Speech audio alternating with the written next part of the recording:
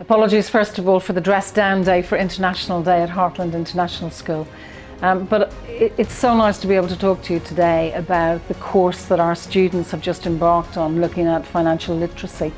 The KFI Global program ensures that our young people are really empowered in terms of some of the decision making and the information that they need to make lifelong decisions in relation to their finances.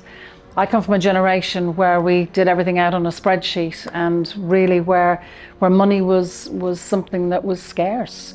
For our young people today, money is a real commodity that makes a difference in terms of their futures and their lives, and understanding how to not just use money effectively, but how to save money, to manage money, invest money, and be accountable for their earnings in the future and how they invest that money moving forward.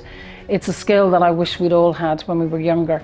We'd be a lot richer and better off because of it had we had that training. So I think that the real power of what's taken place with our young people is the level of conversation that they've had, the high level input that they've had from Dubai Islamic Bank and from the partners to make sure that they really are equipped for the future and far better prepared, not just for life as adults, but for life in university and their spending in the future. So our thanks to everybody involved, from everybody at Hartland.